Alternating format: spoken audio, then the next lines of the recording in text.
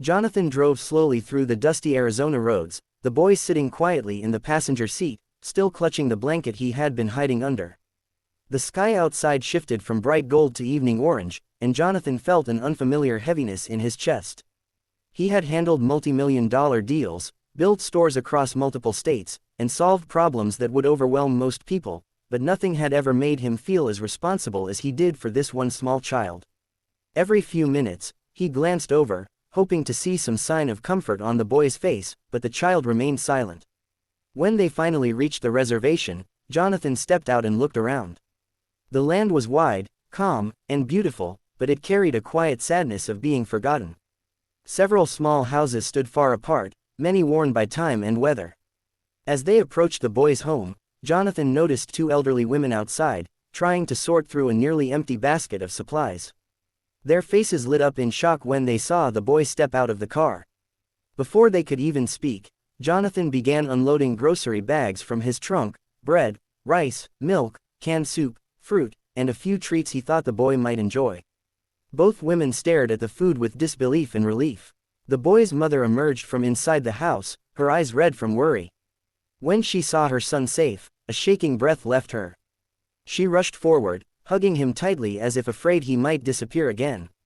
Jonathan looked away, giving them a moment of privacy. He didn't want them to feel embarrassed or pitied. He simply wanted to help.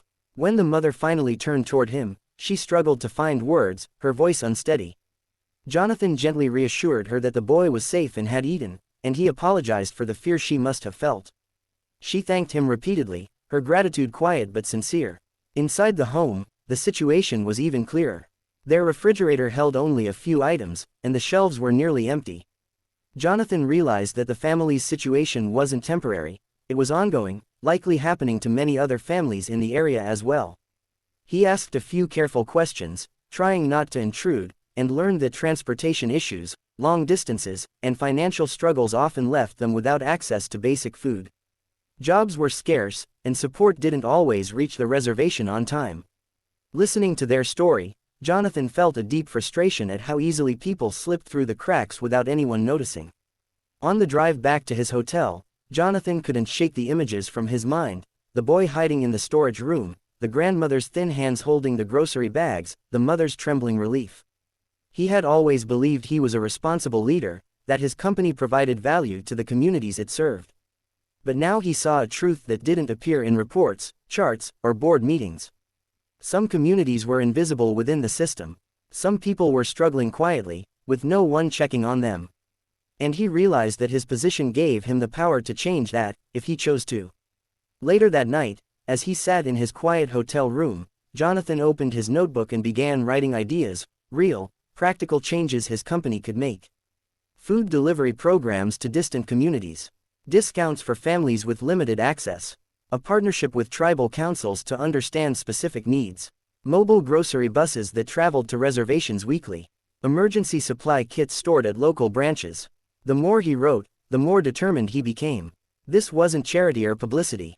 It was responsibility, human responsibility. For the first time in years, his work felt meaningful on a deeper level. Sleep didn't come easily that night, but for a different reason. Jonathan felt a sense of urgency, a need to act quickly. He couldn't shake the boy's frightened eyes from his memory, nor the quiet gratitude of the three women who had waited for him with nothing but hope. And though he didn't know it yet, these small moments would soon transform into something much bigger, touching thousands of lives. Jonathan had gone undercover to understand his employees. Instead, he had discovered a truth about humanity, a truth that would change the direction of his company and his own heart forever. Jonathan stood frozen at the doorway, stunned by the unexpected sight of the three women standing on his porch.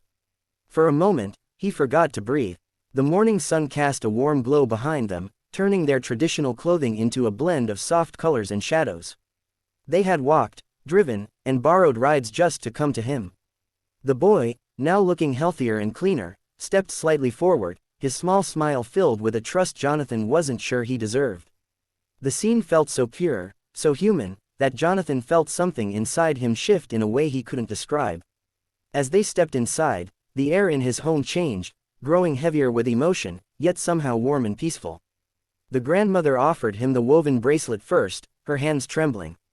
She explained that it had taken her several days to make, each thread representing gratitude and protection. The aunt handed him a wooden carving of an eagle, symbolizing strength and guidance. The mother unfolded a beautifully patterned cloth, telling him it was meant to bring blessings to his home. Jonathan accepted each gift with careful hands, feeling how much heart had been poured into them. The mother finally spoke again, her voice gentle but steady. She explained how the family had suffered silently, afraid of being seen as a burden, afraid of asking for help. She shared how the boy's disappearance had shaken the entire household, and how his safe return, along with the bags of groceries, had brought more than just relief, it brought dignity. They didn't come to him for charity, they came to honor the kindness he had shown without hesitation or judgment. Listening to her, Jonathan felt humbled in a way no corporate achievement had ever made him feel. The boy walked closer to Jonathan and gently held his hand. It was a simple gesture, but it carried the weight of trust, gratitude, and innocence. Jonathan knelt down, meeting the child's eyes, and for the first time, he saw brightness instead of fear. That small smile, genuine and warm, felt like a silent promise that the boy believed in a safer world now. The women watched the moment in silence, their eyes soft, knowing that something deeper than words had passed between the two. Jonathan's throat tightened, and he had to blink back tears he wasn't expecting. After spending some time together, sharing warm tea and quiet conversations, the women prepared to leave. As they stood at the doorway, the grandmother touched Jonathan's arm and said, "You didn't have to help us. But you did. In our culture, that means your heart carries good intentions." Her words sank into him like a weight he welcomed. When the door finally closed behind them, Jonathan stood in the silence of his home, staring at the gifts on his table. He realized that the moment was more than a thank you visit, it was a call to responsibility, a wake-up message that he couldn't ignore. Over the next few days, Jonathan found himself thinking constantly about the encounter. The boy's smile appeared in his mind every time he reviewed a financial report. The grandmother's trembling hands replayed whenever he looked at company charts. The handmade gifts reminded him that real impact didn't come from numbers, it came from people. He began drafting a new program, one that focused on supporting underserved Native communities, regular food deliveries, job opportunities, cultural respect training for employees, and partnerships with tribal leaders. He worked late into the night, driven not by profit but by purpose. By the following week, the program was ready for implementation.